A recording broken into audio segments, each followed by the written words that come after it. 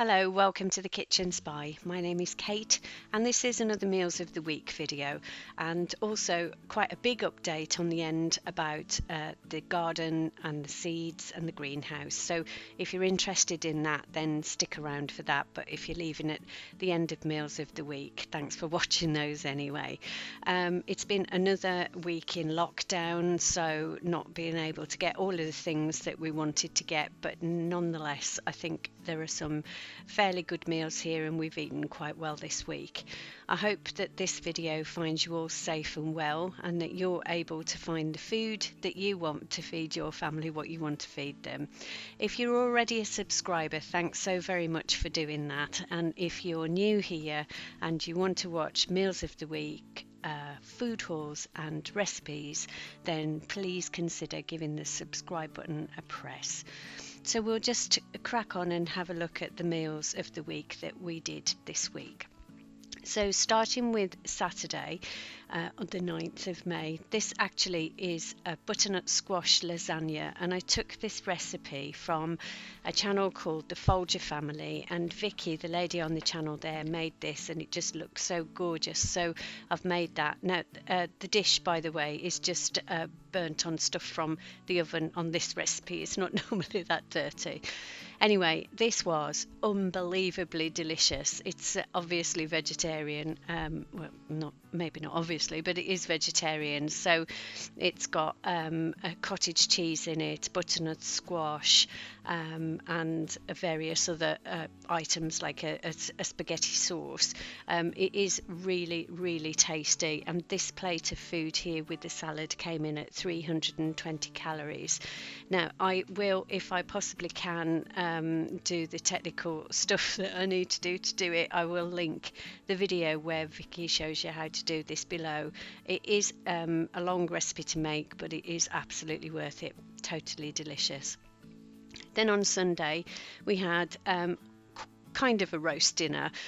We haven't got a roast chicken or anything to do a whole chicken, so I just roasted a couple of chicken breasts in the oven, and then I just served that with the vegetables that you see here. So there's roast carrots, leeks, asparagus, peas and dry roast potatoes, and that was really lovely, and it came to 414 calories.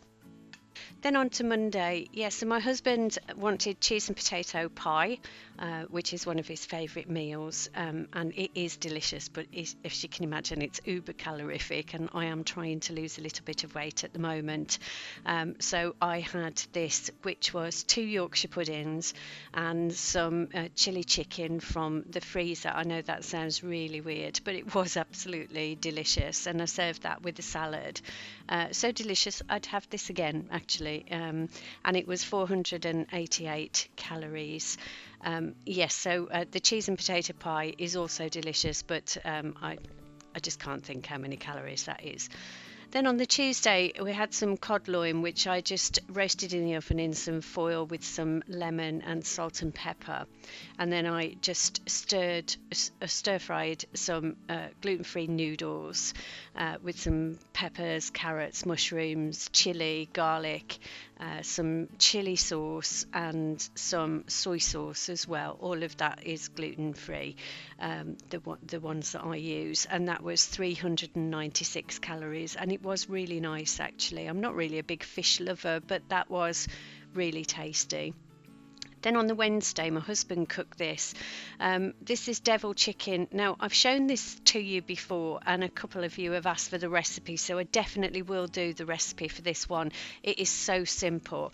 It is really tasty as well. So it's kind of devil in food. It is kind of making it hotter. So it's got mustard in it, it's got ginger, it's got chili, and it's in a tomato sauce. That is actually tomato juice.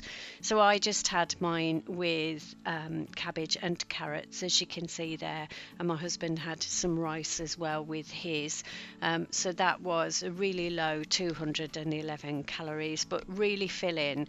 I find I lose weight better when I miss out carbs.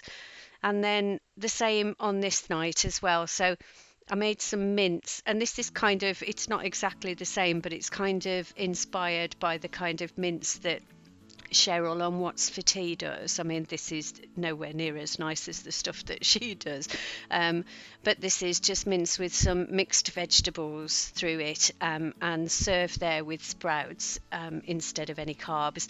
Now, I love sprouts, but these were frozen and they were a bit yampy, really. I really definitely wouldn't want them again. I probably won't buy them again. Anyway, on Friday we had the butternut squash lasagna again from the freezer because it was Fire Pit Friday. So here's a cake I made this week. It is rhubarb and custard cake. It is gluten free, and I'm not sure whether you can see there, but it's got rhubarb marbled through the cake. It's got custard in the cake mix, but it's also got custard on top as well. And then here, this was for my husband's pudding after tea, and it was served warm with custard, but it is just as nice cold with a cup of tea or something. I don't know the calories on there. Sometimes it's just best not to know. Then on to a seeds and plants update. So these are 2 cucumber plants which, according to the research I've done on YouTube, I think they're probably ready for potting on now. So I've got a couple of 3 or 4 inch pots, and everyone seems to do it with a pencil and with a teaspoon. So yeah, I've got an old teaspoon here and this pencil, and I'm just going to pot those on into those other little pots, and then hope that they make the transition. So I know I've been talking to you about this shop that I go to, the local shop, and the lady there gave me these bulbs of garlic which had been sprouted because I've told her that I'm trying to grow some stuff. So apparently garlic should be planted in October and should really go through a frosty season and really cold. But I've been watching a YouTube channel called Project Diaries, and they were saying that you can kind of simulate that by actually putting the garlic in some soil in a freezer bag in the freezer for 3 weeks. So that's what I've done. I've separated all the garlic cloves and put it in some compost, and I'm going to put it into the freezer. I have put this bag into another bag because that one got dirt on the outside. And then, yes, over onto the seeds then. So these are the tomato seeds this week. And I think, well, they're seedlings now, aren't they? Not seeds. I think I'm going to plant these on into little pots next week. I'm just going to give them another week on the trays. And then here we've got the sunflowers, which have gone a bit bendy, really. I think I wasn't watering them enough at first. And this is the courgette plant, and that's gone a bit brown at the top, but that was because the leaves were stuck in the seed, and I pulled that off. I don't know whether I should have done, but yeah, these are the courgettes, the sunflowers and the tomatoes. They're coming on really well. I am utterly delighted with this. It is such a great thing to do. It just makes you feel like you're actually creating something. And then on the other windowsill, here are the cucumbers that have now been planted on into their little pots. I did have them in the soil there, the pots in the soil where they came from. I've got these other tiny little seedlings that are coming through, and I imagine they are going to be cucumber plants as well. I'm not sure if there was something else in the compost, because I did plant a few seeds, but only those 2 seem to have worked really well. I don't think that's a cucumber at all. And this teeny tiny little one here, I think probably is, but it just looks such a weakling. I might try giving it some food or something. Anyway, those are the cucumbers that have been planted on rather. And at first they did look a bit droopy, but they've picked up now. So I'm really hoping that they make the grade. And then in the other tray, obviously there I'd got the geraniums. Then just a bit of an update in the greenhouse. So I'm going to be having a bed in the greenhouse to grow the tomatoes and the cucumbers. But we've got this horrible invasive plant near to us round here, round by the greenhouse. So we're going to have to put some kind of plastic covering down. There already is some, but as you can see, it's in a right state. So we're going to replace that today. And yes, I've dug all that out, so I'm quite pleased about that. Yeah, that was a lot of hard work. Anyway, so here is the black plastic that we're going to use to line the base of the greenhouse. So way too much, but we needed two 8 meter, sorry, not 8 meter, that would be huge, 8 feet lengths, and then there's some spare left over.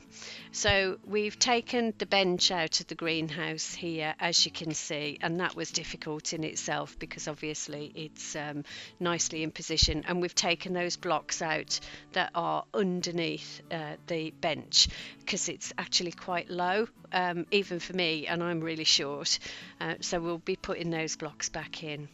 So yeah, we're going to be putting that into the greenhouse. Oh, and here's Jess coming to have a look to see what's going on. She likes being out and about with us. So this is the greenhouse now that the new black plastic has been put in there, and obviously I have covered the trench because, and I think it would be better anyway if we left it open to the soil. But there are these invasive roots around here, so I've done that to hopefully keep those away, and we'll fill that with soil and compost. And I'm going to be using a watering system, which I've seen again on another YouTube channel, and I think you say it Oya, which is like having a terracotta pot with water which like leaches out, so hopefully we'll keep them all watered. Whew, I've gone on a bit there again, but I am really loving doing this gardening thing. I mean, whether it works or not remains to be seen, but I feel like I'm learning more and more every day, and YouTube is such a fantastic resource if you want to learn how to do something. I mean, there is literally nothing I have ever wanted to do that I haven't been able to find someone has put some kind of video on YouTube, and gardening is no different.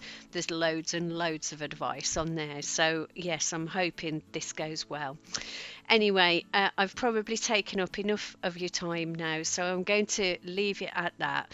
Thank you so much for watching Meals of the Week and Seeds of the Week, or whatever we're going to call the garden update. Thank you so much. Like I said previously, if you are subscribed, it really means the world to me. And if you're not yet subscribed and you feel like you might want to, please click that button, and then you'll get to see when I upload videos, which is usually on Wednesdays, Fridays and Sunday, and it's usually Meals of the Week on Wednesday, hauls on Friday, and also a recipe on Sunday. Anyway, thank you for watching. Take care, stay safe, and I'll see you on the next one. Bye bye.